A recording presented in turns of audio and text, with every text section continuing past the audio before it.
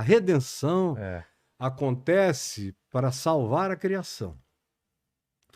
Esses apóstolos de Jesus, tudo gente da Galileia, com exceção de Paulo, que estudou das melhores universidades, todos eles entenderam que o Cordeiro real, esse que é Deus em Deus, de Deus, um com Deus, como Jesus disse, eu e o Pai somos um, esse que é mistério puro, que nem existe. Eu costumo dizer que Deus não existe. Como assim? Você existe. Sim. Você é fotografável, mensurável, estudável, debulhável, você é tudo. Para partir de ti e de mim para o Big Bang existe. A gente já consegue chegar hoje à ervilha primal de adensamento de energia, massa, tudo isso. Mas uma ervilha primal que adense os universos todos em si mesmo já é um negócio absurdo, incompreensível. Incompreensível mesmo. Agora, isso existe. Porque só existe o que é detectável. O que não é detectável, o que não é estudável, o que não é verificável, o que não é manifesto Mensurável. como repetição constatável, não existe. Ah, entendi. E Deus, por definição, é o inexistente. Deus é o eterno e incriado. Onde é que, em cabeça de quem que isso existe, em que laboratório isso cabe? Essa matéria, teologia, devia ser muito mais uma antropologia da história da fé do que teologia, que é Deus, a lógica sobre Deus, ou a lógica de Deus, ou o estudo de Deus. Estudo de Deus é uma balela. Eu só consigo saber um pouco quem é Deus em Cristo Jesus. Aí eu sei o caráter de Deus, eu sei como o homem deve ser, sei quem Deus é e como o homem deve ser. Em Cristo eu aprendo isso tudo. Mas antes de haver criação, o que os apóstolos estão dizendo é uma coisa transmetafísica, então, cara. Como ele foi imolado antes da criação? Pois é, ele se ofereceu. Quando Paulo diz que ele, sendo Deus, não julgou como usurpação o ser igual a Deus, está falando de Cristo Jesus, antes a si mesmo se esvaziou. E esse ato de se esvaziar de Deus é a criação toda. É ele tirando pedaços dele. Ele explodiu Deus. É o Big Bang. Ou o que quer que venham a ser os outros Big Bangs nos multiversos que existem por aí, em camadas dimensionais variadas. Tudo são partículas de Deus. Tudo. E ele mesmo é quem ele sempre foi, espírito e verdade. Mas ele nunca foi visto e o Novo Testamento diz nunca será. E o Apocalipse termina dizendo que na Nova Jerusalém não havia templo nem santuário. Porque, claro, que Deus vai caber em templo e santuário. Ele mesmo diz, os céus dos céus não me podem conter. Vocês, no entanto, me querem construir uma casa? Isso é uma pergunta... que derruba tudo, né? Derruba qualquer ideia. Acaba com templo, religião. Igreja sou eu, é você. Igreja é gente. Quando tiverem dois não reunidos, é prédio, dois ou três em minha presença. Em meu nome eu aí estou com eles. Então, na Nova Jerusalém não tem santuário. E João diz, a única coisa que tem é a luz do Cordeiro iluminando o universo. Então, é tudo infinitamente mais científico do que se poderia imaginar quando você lê a Bíblia assim. Agora, para responder definitivamente a tua pergunta inicial, como é que eu faço, você me pergunta, para separar o Velho do Novo Testamento? Se eles estão numa mesma Bíblia que os crentes dizem que aquele livro é a palavra de Deus de capa, você já ouviu isso? De capa. A capa, não é? Não, aquele livro é um livro que foi inspirado durante o processo evolutivo da consciência da civilização semítica, hebreia, israelita, judaica, cristã. Agora, o livro é só um livro, cara. Um livro. Deus não cabe num livro, nem em palavras. Deus só pode ser conhecido numa manifestação de encarnação.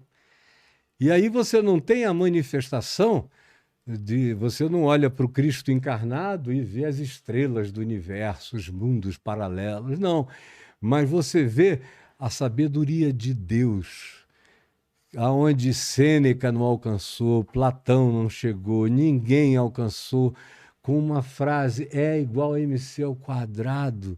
Jesus só apresenta é igual a mc ao quadrado, e aí o universo vai ganhando contorno, as relatividades vão se manifestando, tudo vai ficando claro, do macrocosmos ao microcosmos, do universo Física quântica quântico.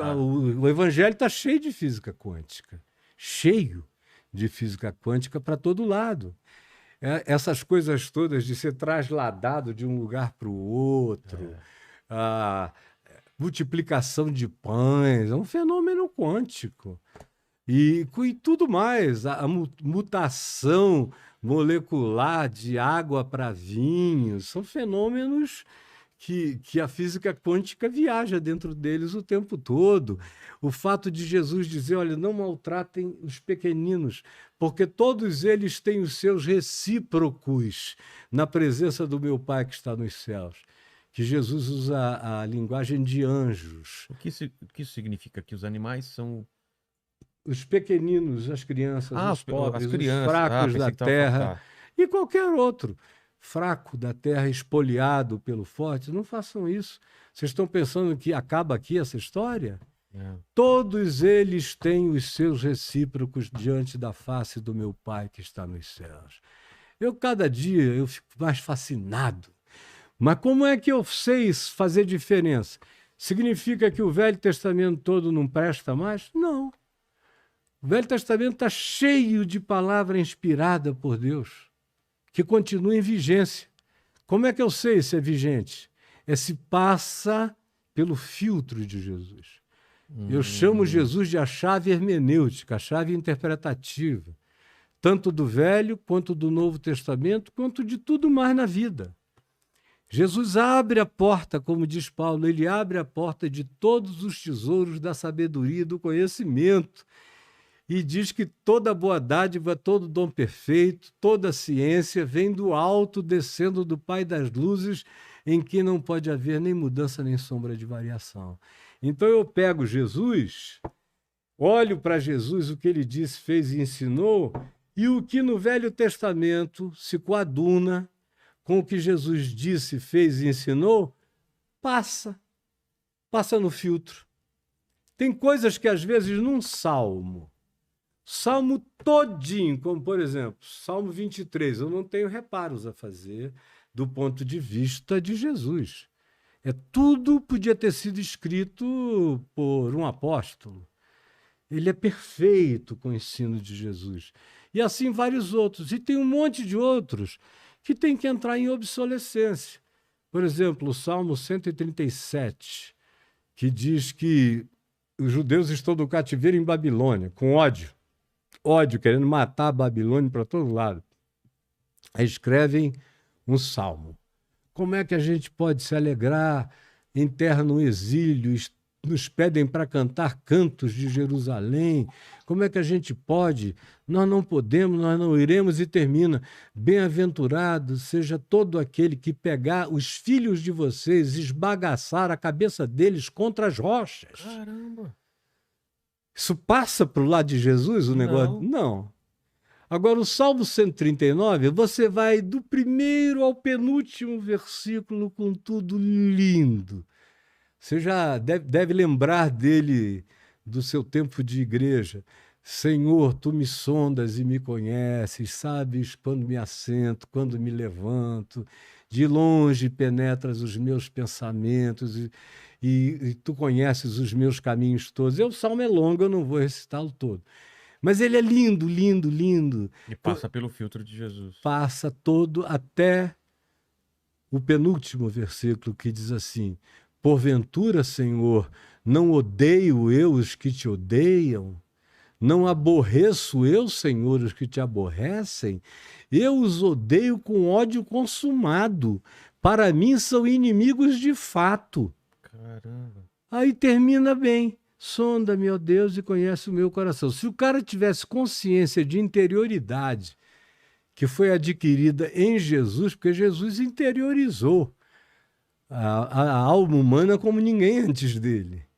Se ele tivesse essa consciência de psicologia profunda, de interiorização, ele não teria falado o que ele disse no verso anterior, porque termina dizendo: Senhor, sonda o meu coração, vê se há em mim algum caminho mau. Aquele ali era um caminho mau de ódio. É, E se houver, me guia por um caminho eterno. porque se você pega só esse verso, Tá ferrado, né, mano? te dá uma sensação de que você pode perseguir outra pessoa Faz de você um Silas Malafaia. perseguir porque tem uma crença diferente da É, sua. diferente mata. É tudo aí, boiola, vamos derrotar, de acabar, e não sei o Ou de quê. outra religião. Esse país não é assim para esse tipo de gente. Esse país é para outro tipo